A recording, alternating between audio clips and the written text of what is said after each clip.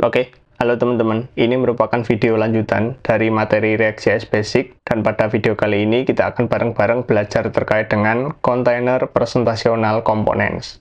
Apa itu Container Presentational Components? Simpelnya, kita akan memisahkan antara logic dan view-nya. Container ini bisa disebut sebagai tempat logiknya, kemudian Presentational Components sebagai view-nya saja. Jadi harapannya dengan cara ini, nanti teman-teman akan memisahkan antara logic dan view-nya supaya lebih enak juga untuk scalable-nya nanti. Dan hari ini kita juga akan belajar terkait dengan memo, karena jika sudah menggunakan Container Presentational Components, memo ini akan sangat berguna. Memo itu apa? Dia akan skip rendering pada suatu komponen jika props-nya tidak berubah. Props di sini dipakai nanti untuk mengirim data dari kontainernya menuju ke view-nya. Bagaimana kalau kita mulai saja? Teman-teman bisa buka project-nya, kemudian npm run dev, kemudian bisa dibuka page product-nya. Dan kali ini aku akan melakukan eksekusi pada page product dan single product-nya. Caranya sangat mudah. Dari yang sebelumnya teman-teman ketika membuat page kan langsung membuat filenya ya, di bagian page kemudian langsung JSX. Nah, kalau biasanya aku sudah implementasi Container Presentational Components, setelah folder page, kita akan buat folder lagi nama halamannya. Ini contohnya product. Kemudian, produk ini itu bisa dipindah langsung ke dalam produknya. Bisa aku move, atau teman-teman bisa di-cut sama saja. Setelah itu, di sini kan ada product.jsx. Ini sebagai kontainernya. Kemudian, presentational components-nya itu namanya biasanya seperti ini aku. Product view.jsx. Jangan lupa rafc. Jadi nanti setiap page itu ada dua file. Yang pertama sebagai logiknya, yang kedua sebagai view-nya. Kan kita sebelumnya mencampur ya semuanya, antara return-nya dan logiknya di atas. Sebenarnya tidak masalah kalau nanti project-nya kecil. Namun ketika project-nya sudah mulai gede, itu nanti akan membingungkan juga ketika dibaca. Aku bisa lanjutkan, setelah rafc di product view, sekarang isi dari return-nya akan aku ambil semuanya. Di sini aku bisa cut, kemudian masukkan di dalam product view-nya. Setelah sudah, aku bisa kembali ke products, kemudian bikin fragment. Setelah bikin fragment, import components dari product view-nya. Seperti kalian melakukan import komponen pada umumnya. Product view / lebih dari. Sekarang, datanya yang dari kontainernya kan belum dikirim ke product view-nya ya, di sini. Kan butuh data. Sekarang aku akan mengirimnya dengan props. Buat kurung kurawal, data. Kemudian di kontainernya tinggal di kontrol spasi, data, apa yang mau dikirim. Getternya dari useDate-nya. Konsolog bisa aku hapus. Kemudian di atas bisa teman-teman perhatikan, di sini kan katanya ada links. Dan sekarang linknya kan kita pindah ke product view-nya. Jadi harus dilakukan import juga. Ke huruf terakhir, kontrol spasi, enter. Kemudian yang ada di kontainernya bisa dihapus.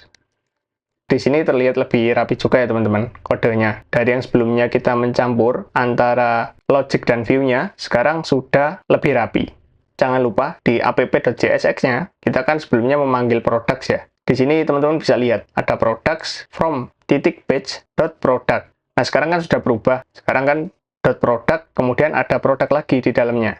Jadi caranya seperti ini. Aku bisa hapus produknya, kemudian import lagi. Kontrol spasi, enter. Nah, tempatnya berubah. Dari sebelumnya page product, sekarang page product product. Produk yang pertama ini folder, produk yang kedua itu filenya.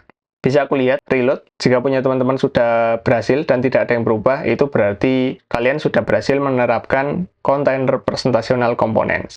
Aku bisa contohkan satu lagi, yakni untuk single product.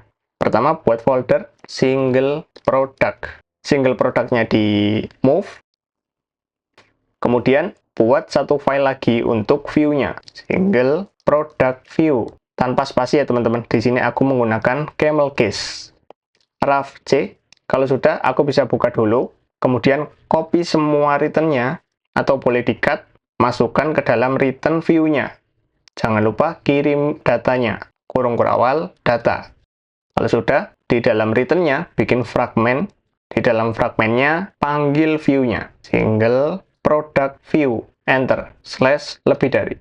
Masukkan datanya, berisi data yang berasal dari getternya useDate. Kemudian, yang ada di app, jangan lupa diimport lagi. Dengan cara, single produknya bisa aku hapus, kontrol spasi. Pastikan punya teman-teman yang dipanggil tuh kontainernya ya teman-teman, bukan view-nya. Karena di sini pasti ada dua, yakni single product dan single product view. Yang dipanggil tuh single product. Bisa dicek, reload, buka, lihat detail. Jika punya teman-teman ngeblank juga seperti ini, bisa dilakukan inspect, cek di konsol. Di sini katanya, link is not defined. Berarti linknya belum diimport. Mari kita coba buka di single produknya dulu. Oh iya, di sini ada link sebelumnya. Berarti harusnya di single product view ada link juga. Nah, di bagian sini, Ctrl spasi, Enter. Sudah diimport, yang ada di kontainernya bisa dihapus linknya, supaya tidak redundant ya teman-teman. Bisa dicek kembali, sudah tampil dengan benar. Oke, selanjutnya, bagaimana cara menggunakan memo ini? Caranya menggunakan memo tuh sangat mudah juga ya teman-teman. Jadi memo ini dipakai di dalam view-nya, atau di dalam presentational components-nya. Teman-teman bisa buka di kedua view-nya. Aku akan bersihkan terlebih dahulu supaya lebih rapi. Aku akan contohkan di product view-nya dulu. Di bawah sini ada export default. Kemudian ditambahin memo saja di bawahnya. Memo. Jangan lupa di enter. Pastikan di atas sudah ke import ya teman-teman. Import memo from React. Setelah nambahin memo, tambahin kurung. Kemudian masukin aja product view-nya. Nah, seperti ini.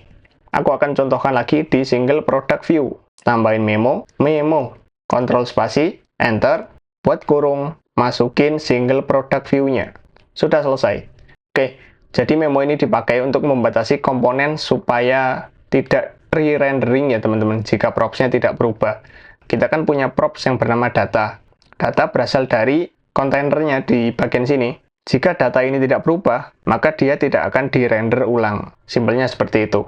Aku akan contohkan supaya teman-teman bisa melihat perbedaannya yang menggunakan memo dan yang tidak menggunakan memo. Aku akan contohkan di product view-nya, memonya akan aku hapus terlebih dahulu, seperti ini. Kemudian aku akan buat console log di atasnya return, seperti ini. Single product render. Sudah. Selanjutnya, di kontainernya, aku akan buat satu useState baru sebagai contoh untuk melakukan counter. Counter, set, counter, sama dengan useState. Defaultnya akan aku kasih 0 saja. Selanjutnya, setelah membuat useState, aku akan buat seperti ini. Div, nilai, sama dengan pakai kurung kurawal, counter. Setelah membuat div, aku akan buat button, tambahkan tulisannya. Kemudian button ini memiliki properti yang namanya onClick. Bikin anonymous function seperti ini. Kalian buat kurung, setelah itu sama dengan lebih dari. Mau diisi apa? Teman-teman masukin setternya. Set counter. Setternya diisi apa? Diisi getternya sendiri, counter plus 1.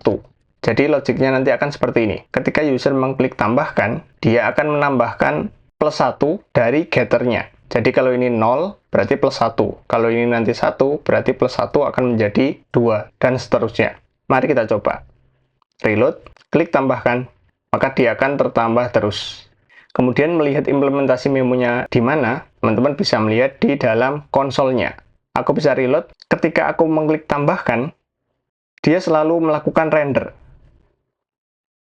Nah, selama aku mengklik tambahkan, dia akan lakukan render terus-menerus. Apa yang di-render? Sebenarnya yang di-render itu view-nya, yang ada di sini.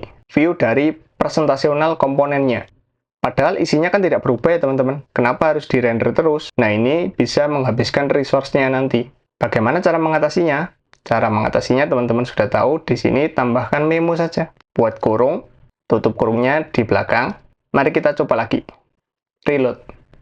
Sekarang, jika aku klik tambahkan, meskipun nilainya ini berubah, tapi dia tidak melakukan render ulang. Itu karena apa? Karena seperti didefinisikan di sini, bahwa memo ini fungsinya untuk melakukan skip rendering pada suatu komponen jika props-nya ini tidak berubah. Nah, ketika aku klik tambahkan kan, props datanya ini tidak berubah, maka dia tidak akan dilakukan render ulang. Ini adalah implementasi sederhana, dan nanti kalau teman-teman sudah menyentuh project React yang lumayan gede, memo ini akan sangat membantu kalian ya. Sampai sini harusnya teman-teman sudah paham terkait dengan container presentational components di React.js. Kemudian sudah implementasi memo juga, dan teman-teman juga sudah melihat perbedaannya ketika suatu komponen menggunakan memo dan tidak menggunakan memo itu sendiri seperti apa. Jika teman-teman ada pertanyaan atau ada yang mau didiskusikan, teman-teman bisa tinggalkan saja di kolom komentar di bawah. Terima kasih.